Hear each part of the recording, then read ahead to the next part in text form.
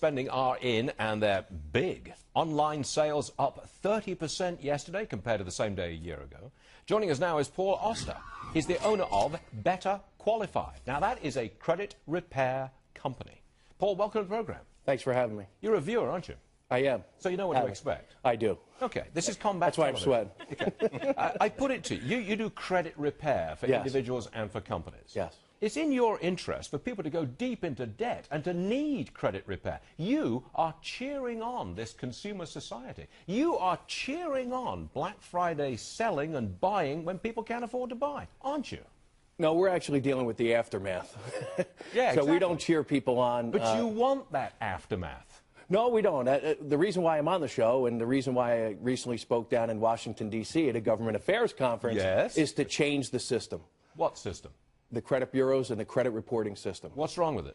Everything is wrong with it. Well, wait, from wait, the ground up. But that's all you've got. You've got three companies, right? Exactly. What's wrong with them? Well, they are for-profit companies. They are not government agencies. And you're not? I am. But I also don't control the lives of 300 million people. So you have three repositories that collect the data on all of us as consumers. Then you have a separate company, the Fair Isaac Corporation, that generates our credit scores.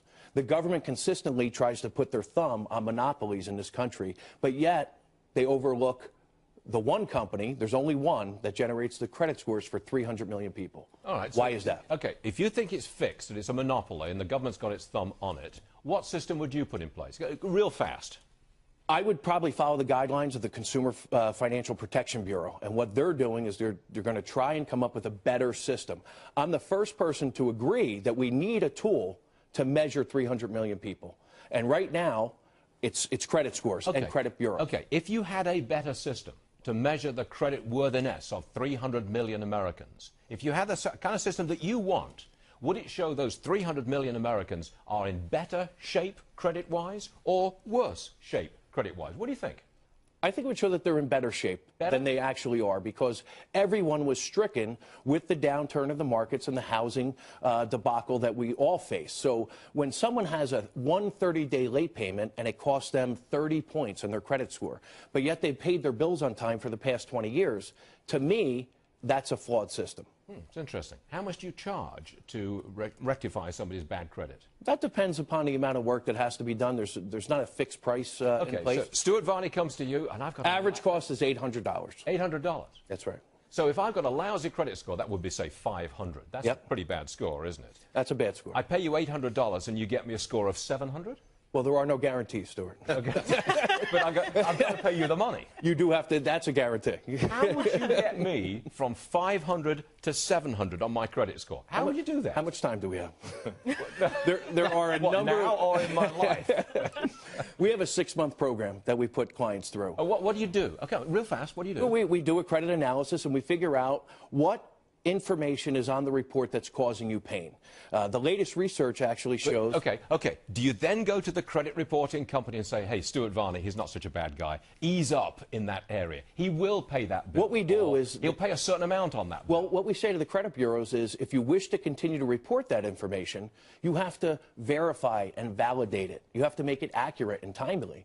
And unfortunately, the credit bureaus, quite frankly, do a terrible job of that. Okay, look, I haven't paid my bills, right? I've got a lousy credit score of 500. I just have not paid. I'm in debt up to my eyeballs. You can't fix that, can you? No, I can't. For $800, you can't. Can you fix it for $8,000? No, not for $80,000. We would refer you to either a bankruptcy attorney or a credit counseling service. Just one thing, real quick, Paul. I'm really scared when you start to say the government should be in charge of this kind of stuff. It sounds like, to me, better. So maybe you should try to create a company to compete against Fair Isaac. But I like really, where your head's at. I know people in banking, and you're talking about this one. You want to give it from one entity to another single entity. No, I just think it should be more regulated. Not controlled, more regulated. Because I don't think anybody would argue with the fact that the system that's in place right now is not working. No, wait a minute. The current system, which you don't like, is serving up customers to you for an average of $800. That's right. To fix the system. Call me crazy. Call me crazy. Put me out of business. I'm worried about a man who wants to fix a system which is supplying customers to him. Some people call me crazy, but that's the reality of the situation. I went into this business. I was in the mortgage industry as a mortgage broker.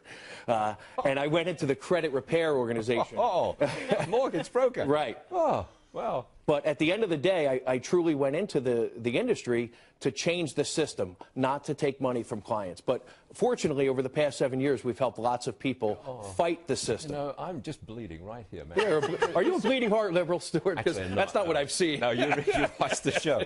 Would you come back on this program? I would love to. You really would? Yeah. Okay. All right, Paul Auster, thank you very much indeed, sir. Thanks for having me. Thank you. you.